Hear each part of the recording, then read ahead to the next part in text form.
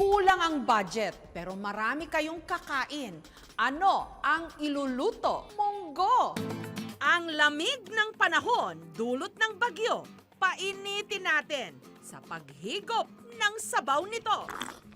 Pwedeng sahugan ng karne, seafood, chicharon, sardinas o tinapa. At sa mga bitter dyan, dahon ng ampalaya. Takam na ho ba kayo? Kahit hindi Biyernes, ngayong linggo ng gabi, sure na magmumunggot tayo. KMJS na yan. Masabaw at mas durog ang pagkakaluto sa munggo gisado ng mga Kapampangan na tinatawag nilang gisang balatong. Ayon sa Kapampangan food historian at chef na si Aching Lilian Borromeo, sa halip na dahon ng ampalaya ang kanilang inilalagay, ligaw na damo na matatagpuan lang sa kanilang mga bakuran. Ang bulong Bonifacio o Bonifacio leaf, halaman na isinunod sa pangalan ni Gat Andres Bonifacio. Pa-retreat na yung mga katipunero, wala na silang pagkain, bigas na lang ang dala nila. Nakita nila yung halaman na yan. Tapos kumuha sila at pinakulo sa tubig at linagyan ng asin, na-survive sila. Kaya pinangalanan nila din sa Pampanga yun, Bonifacio leaves. Pagkakulo at pagkalambot ng munggo, dinurog ito sa bitse o bilao na malalaki ang butas para matanggal ang balat.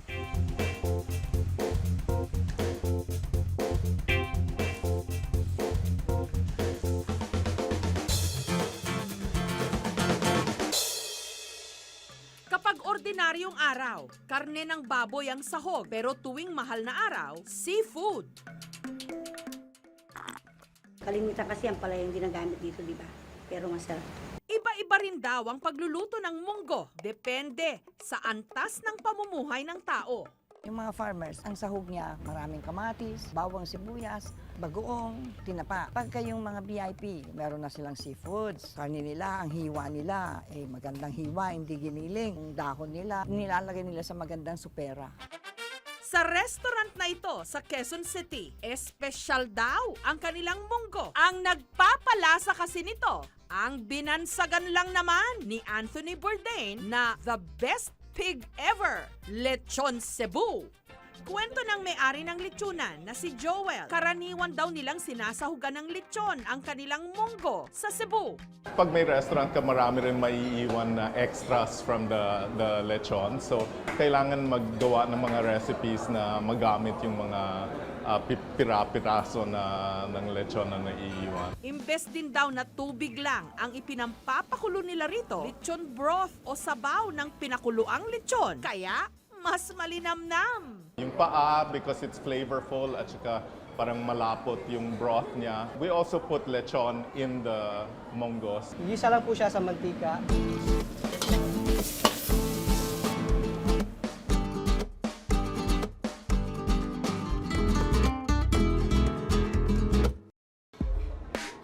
Oh my gosh, nakakapawawa ako. Ito yung hinahanap ko talaga, yung expect your unexpected talaga.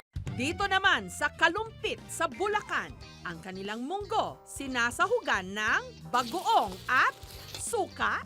Ang recipe na ito, namana pa raw nila sa kanilang lola sa tuhod na si Lola Agapita.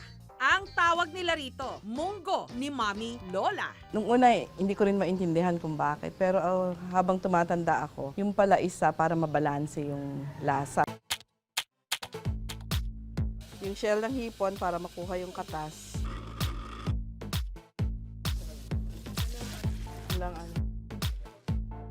Ang inilalagay nilang suka, nagsisilbi rin daw preservative. Kaya naman, ito rin daw ang madalas na baon ng mga nag-a-abroad. Imbis na pagkain sa eroplano, yun ang kakainin nila. Heto pa ang nakagugulat kung ang iba dahon ng ampalaya o alugbati. Ang karaniwang inihahalo, ang sa kanila dahon din ng saging.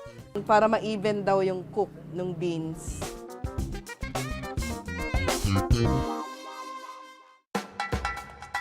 Lumalasa hipon, tinapa, suka, chicharon, kaya talagang masarap siya. Ang mga taga-Hagonoy, Bulacan naman, ang nagpapalutong ng kanilang munggo gisado, crispy hibe o yung maliliit na hipon. Specialty ito ng restaurant ni Marie. pagmamalaki niya ang kanilang ginagamit na hibe. Sila mismo ang humuhuli. Malapit kami sa dagat. Producer kami ng bangos, hipon, sugpo, alimango, tahong, tsaka talaba. Ango mula sa palaisdaan, ibinibilad nila ang hibe hanggang matuyo bago isahog sa kanilang ginisang munggo.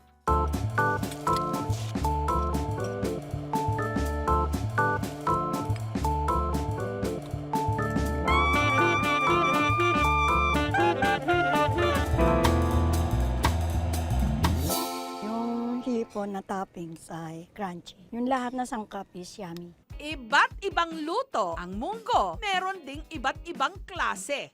Pero ano nga ba ang dahilan kung bakit malimit tuwing Biyernes natin ito inuulam? Kapag malapit na yung mahal na araw, dyan na yung tuwing Friday, makakakita tayo ng munggo kahit sa mga paaralan, sa mga tindahan, sa karinderya, even sa mga restaurants. Ino-offer nila yan. Kasi nga, malapit na yung Lenten season. Ang munggo kasi mayaman sa protina. So, instead na karne, yun na lang yung magiging protein source natin. Dito sa Batangas, ang kanilang munggo recipe, hindi lang daw pambiyernes. Pwede rin sa burol. Ito ang ginisang munggo na may sotanghon. At ginataang ginisang munggo na may kapares na sinaing na tulingan. Noong unang panahon, ang mga matatanda ay may mga pamahiin na bawal maggulay ng sariwa o yung mga fresh. Hindi tayo makamove on. Natatakot tayo na may susunod pa. Iniluto muna ang ginisang munggo. Kapag kumukulo na, pwede nang ihalo ang sotanghon.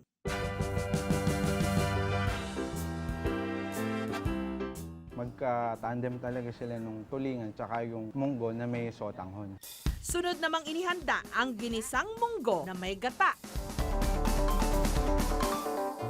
Ang pinagkaiba raw ng dalawa, bukod sa kakang gata ang nagpapalasa sa ginisang munggo, wala rin itong sangkap na karne.